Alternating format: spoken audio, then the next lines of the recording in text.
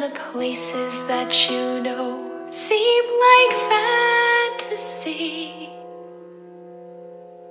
There's a light inside your soul that's still shining in the cold, with the truth, the promise in our hearts. Don't forget, I'm with you in the dark.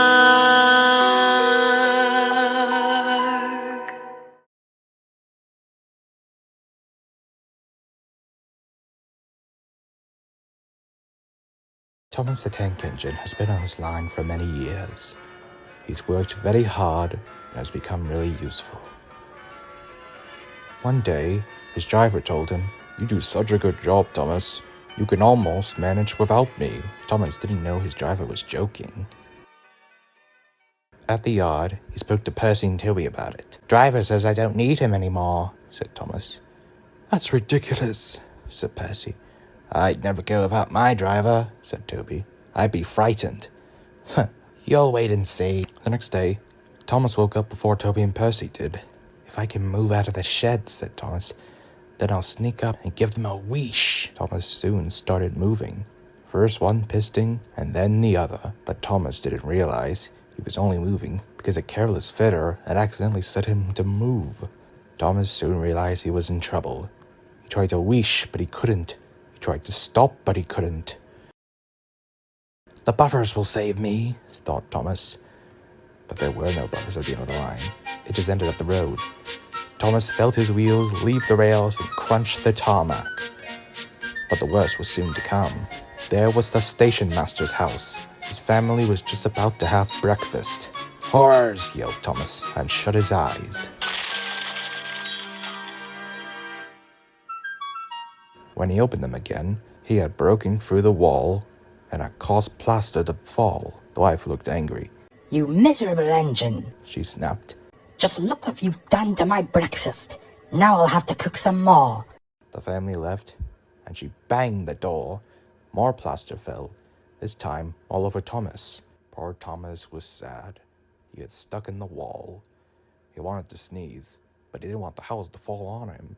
Nobody came for a long time. Hours later, Donald and Douglas soon arrived with some crewmen to pull Thomas out. "We've got you, Thomas," said Donald.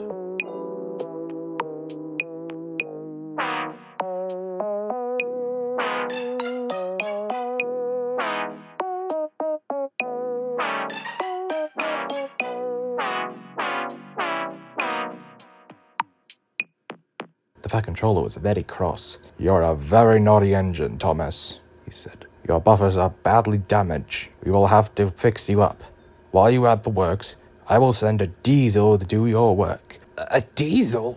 said Thomas in shock. "Yes, a diesel. Diesels don't go into station masters' houses, and they always stay to their rails, like any engine should."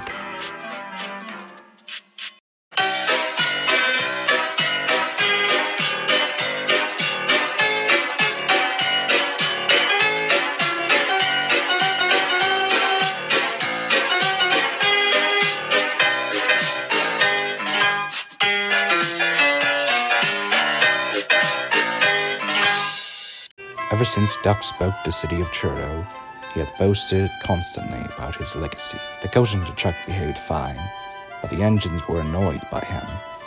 "There are two ways of doing things," he would say.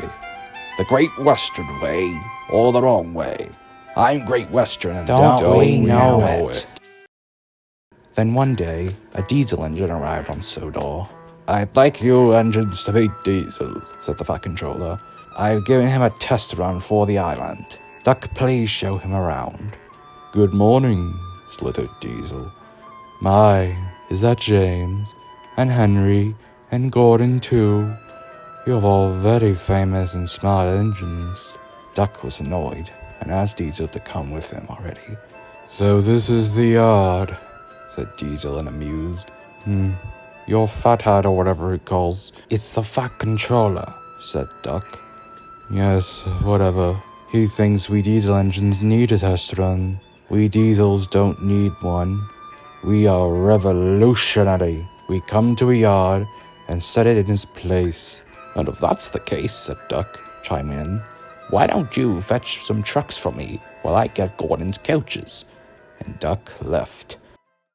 An hour later, Duck returned to the yard to find Diesel carrying some trucks. They were old and broken and had not been moved for a long time. Of course, Diesel didn't know this, and I'm sorry to say he was about to find out. Pull, push, backwards, forwards, the trucks screamed. Growled Diesel. He was struggling more than ever.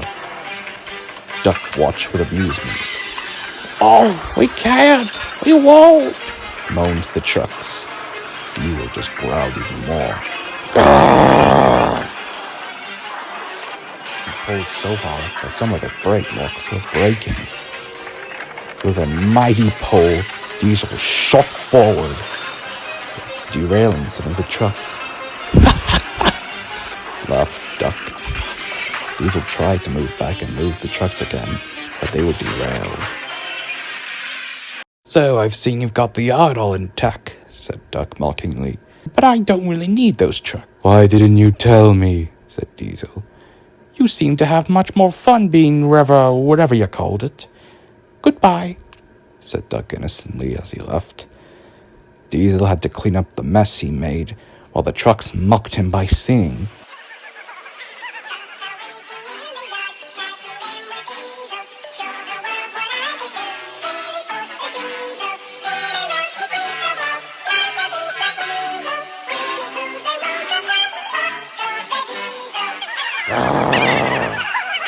Diesel as he sulked back to the sheds.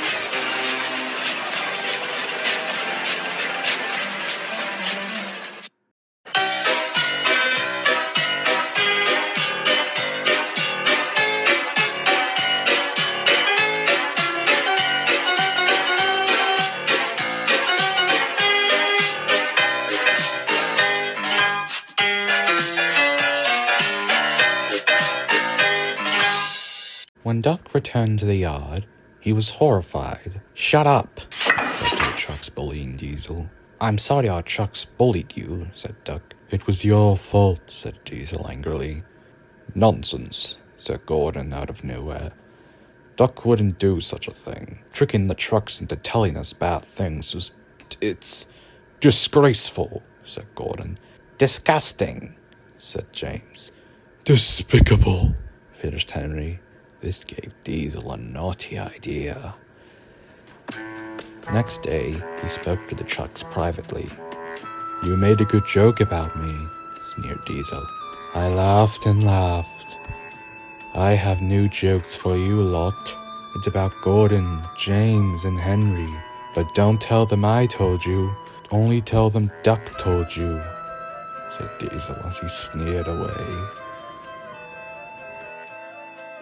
The rest of that day, whenever Gordon, James, or Henry passed the trucks, they would call them names that they would be offended by. Disgraceful. Disgusting. Despicable. This will not stand, proudly said Henry.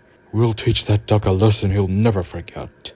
Later at the sheds, Gordon, James, and Henry stared angrily at Duck while blocking his entrance. Let me in, said Duck angrily. Keep out. What's the meaning of this? You know what you did. I don't. You do. I don't. You do. What's this nonsense? Said the Fat Controller, annoyed. Duck has called us names of the truck, sir, said Gordon, and we've blocked him out of the sheds. What names did the trucks call you? Said the Fat Controller. Duck called me a galloping sausage. Rusty red scrap iron. I'm old square wheels. Duck, is this true? To be honest, sir, I wish I thought of those names myself, but I can firmly say I don't. Diesel, what do you have to say about this? I don't know what got into Duck, sir, said Diesel. I saw him mocking with the trucks. Duck, I've got no choice but to send you away to Edward Station until you can behave. Do you want me to leave now, sir? Said Duck sadly. Yes. And Duck sadly puffed away, while Diesel wickedly smiled behind their backs.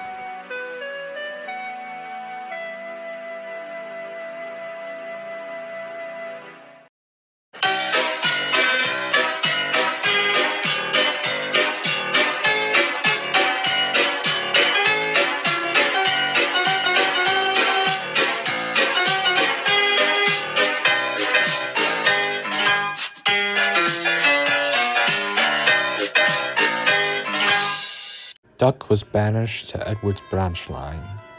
"It's not fair," said Duck. "Diesel got scot-free away with his crimes, and I took the blunt of it." "It's all right," said Edward. "The Vat Controller will forget about it after a few days. In the meantime, just help me out, and the Vat Controller will change his mind." And so Duck helped Edward on his branch line, and they did a wonderful job. Then one day, Duck was just heading back after helping Edward with a train. He was humming a song to himself when his driver heard something in the distance. "I don't like that," said his driver. "It sounds like a runaway. Why isn't the guard putting his brakes on?" Unfortunately, he was right. It was a runaway. Nearly 20 trucks from Edward. Come on, I'm not going to end 20 trucks. Duck had to race down the hill as fast as he could. We've broken away! We've broken away! Yelled the trucks. "Steady, old boy," said Duck's driver. They've caught up. But the worst was soon to come. There was Gordon at the express in the distance. "Be careful, Duck," said his driver. "It's all up to you." Duck was horrified by this. Luckily, he was subverted into a signing, but unfortunately, the end of that signing had a barber shop. The barber was shaving a customer at the time.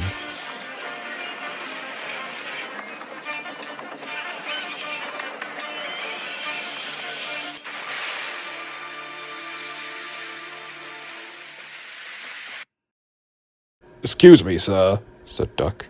"No, I won't," said the barber. "You frightened my customer. Now I'll teach you." And he lathered Duck's face. The silly trucks had pushed Duck into a siding, breaking through the buffers and broken into the wall of the barber shop. Later, the Vat Controller came to see the wreckage. "What's the meaning of this?" he said. "I don't like engines popping through my walls. Duck saved you from a nasty accident. If he hadn't, this could have been, a close shave." "Oh, I'm sorry, I didn't know," said the barber. And he cleaned off Duck's face at once. An hour later, Thomas helped Duck out of the barber shop. "I've told City of Terror about this, and he's very proud of you, Duck. And once you are fixed up, you will go back to the sheds where you belong." "But the others hate me, sir," said Duck. "They side with Diesel." "I never believed Diesel for a second," said the Vat Controller. "I sent that devil away. He'll never return to this island. Now go to the works, Duck. The engines are waiting for you." A few days later, Duck returned to the sheds, where the engines had a grand hurrah to Duck the Great Western Engine.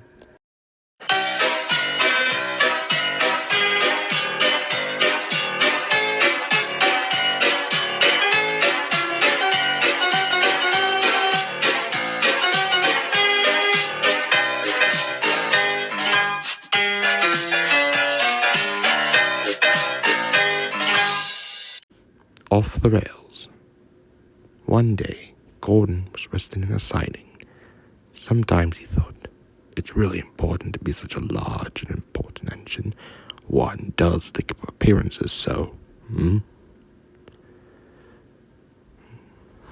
"Beep, beep.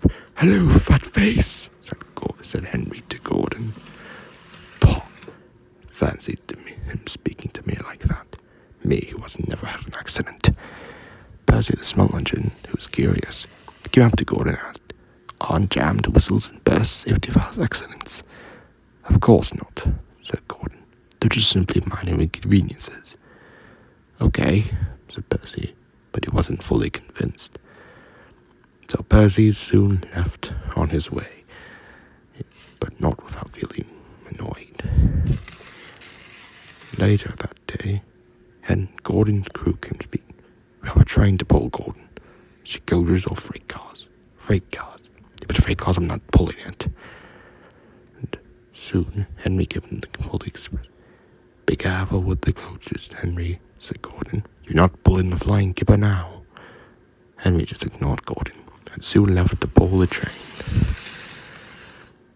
Gordon, however, was so stubborn, he had to have Edward help shunt him to the sheds. I won't go, said Gordon, irritated.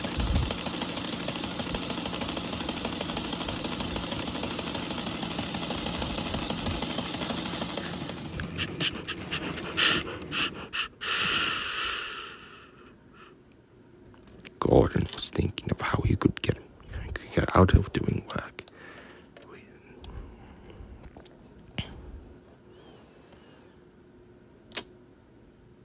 He moves forward slightly to damage the turntable, but he couldn't stop himself in time and slid into a ditch.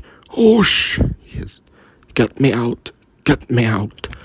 "Not in your life," said his crew. "You stuck, you stupid big engine." The Vac controller, meanwhile, had a telephone on the line. I wasn't forward with the matter. "So, let me get this. Gordon got stuck in a ditch. We'll get him later." "I know. I can teach him a lesson." Soon, some boys started to make fun of him. "Silly old Gordon fell in the ditch, fell in the ditch, fell in the ditch. Silly old Gordon fell in the ditch, all on a Monday morning." Poor Gordon felt like he would never get out of the ditch throughout the day. It took until later that night for Henry and James to come, with slick wheels being placed which helped Gordon grip the mud.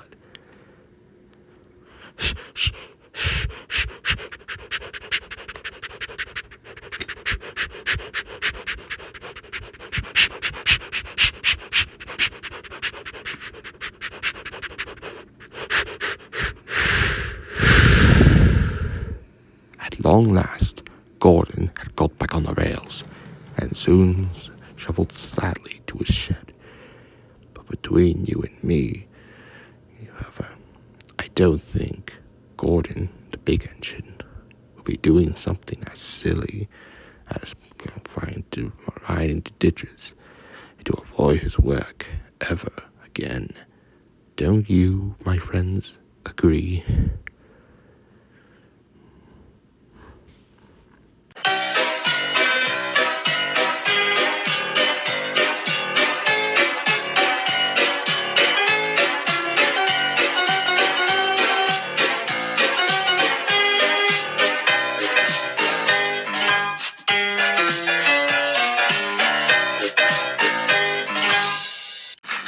Blue is the only proper colour for an engine, Thomas boasted to the other engines. "Oh, I don't know. I like my brown paint," said Toby. "I've always been green. I wouldn't want to be any other colour either," added Percy. "Blue is the only colour for a really useful engine. Everybody knows that," spluttered Thomas. Percy said no more. He just grinned at Toby and winked. Next morning, Thomas was resting when Percy arrived. "Be careful in this siding, Percy," warned Thomas, as Percy pushed the trucks along the line beside him. "These buffers aren't very safe. He got no further. As one of the coal trucks passed Thomas, the catch on its door burst open. With a rumble and a crash, an avalanche of coal poured out and piled up around Thomas's wheels. A thick cloud of coal dust arose all around him. "A tissue," spluttered Thomas. "Help, I'm choking. Get me out." Percy looked worried. Then, as the dust settled, he looked at Thomas and began to laugh. Thomas's smart blue paint was black from smokebox to bunker. chuckled Percy. "You don't look really useful now. You should see yourself. You look really disgraceful." "I am not disgraceful," choked Thomas furiously. "You did that on purpose, Percy. Now stop your stupid giggling and get me out." Poor Thomas was filthy. "You're not fit to be seen," grumbled the cleaners. It took so long to clean Thomas that he wasn't ready in time for his next train, and Toby had to take Annie and Clarabelle with Henrietta. The cleaners were tired and dirty when they had finished. Thomas was grumpy in the shed that night. Toby thought it was a great joke, but Percy was annoyed with Thomas for thinking that he'd made his paint black on purpose. "Who'd have thought it?" Percy remarked. "Fancy a really useful blue engine like Thomas becoming a disgrace to the Fat Controller's Railway." "You wait, Percy," replied Thomas crossly.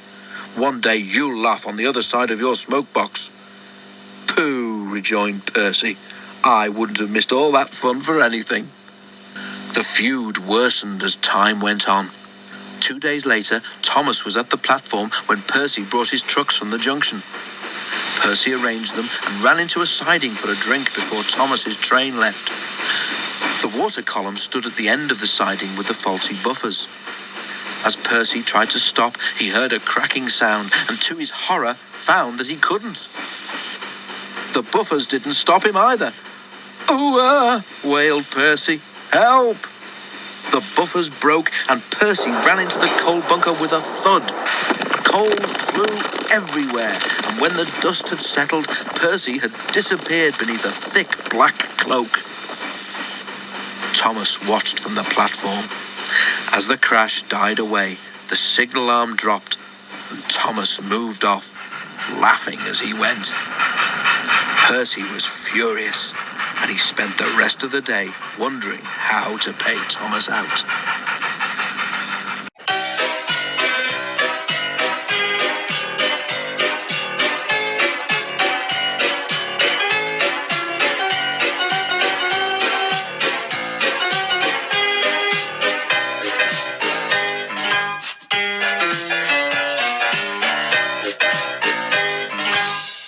Edward the Blue Engine was getting old, but he didn't care.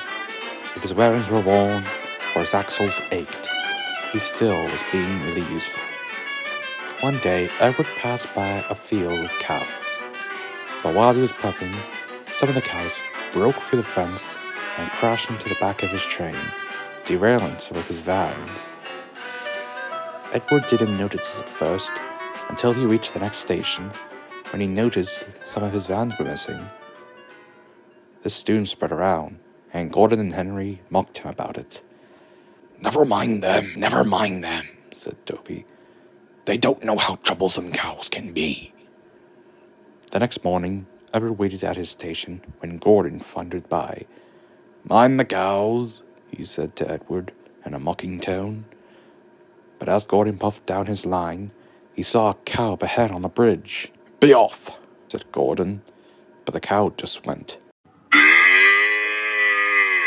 Gordon's driver and fireman and even some of the passengers tried to shoot the cow, but it was no use. Soon, Henry came along. What's this? Said Henry. Oh, I'll get rid of it. Henry blew steam in it, but the cow just went. On second thought, I don't want to disturb it. Once again, the crew tried to move the cow, but it was no use. After they gave up, one of them went back to the nearest station to warn about the cow. Why, that must be Bluebell, said the porter. Her calf is waiting for her, ready to go to market. We'll bring her calf there at once. Once they brought Bluebell's calf to her, she moved immediately. Let us keep this a secret, said Gordon. Agreed, said Henry. But word soon spread, and Edward teased him about it. So I hear you and Henry got stuck with a cow on the bridge, am I right? I don't want to talk about it, said Gordon at first to himself. But he knew Edward knew all too well.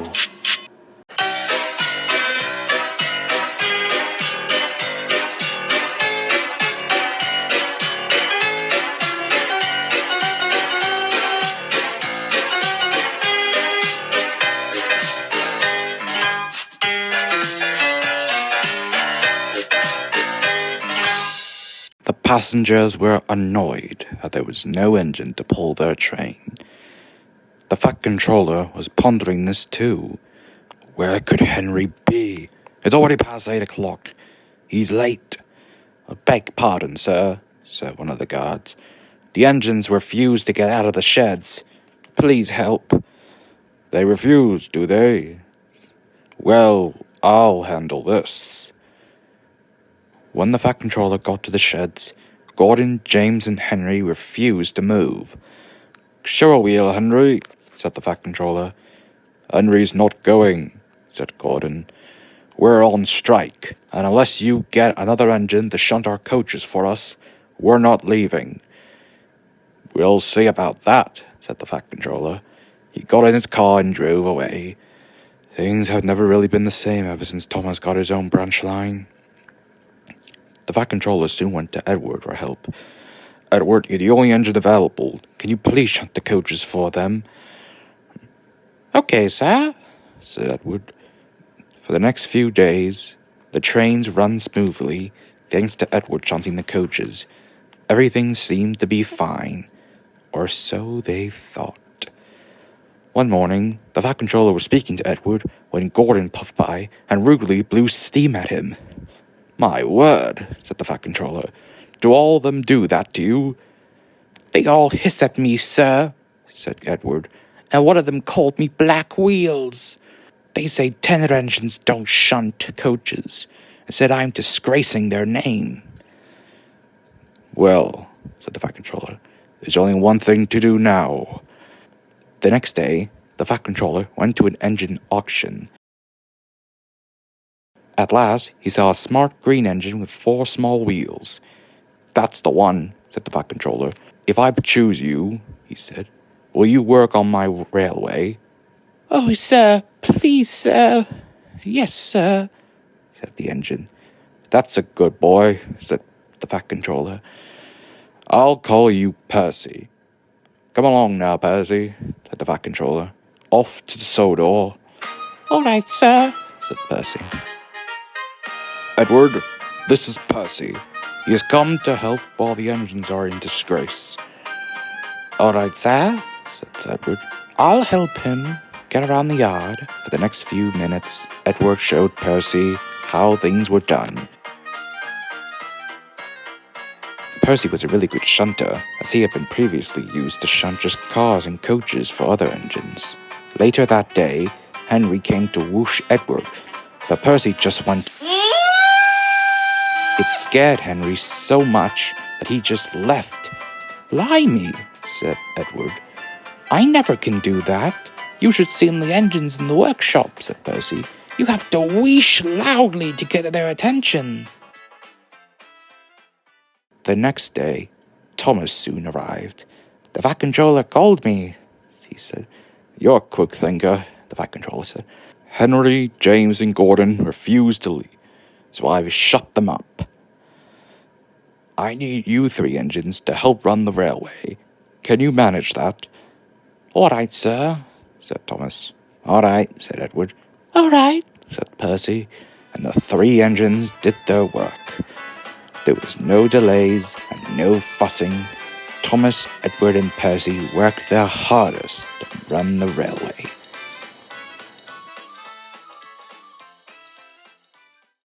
James, Gordon, and Henry sulked in the sheds. They knew not to be silly like that anymore.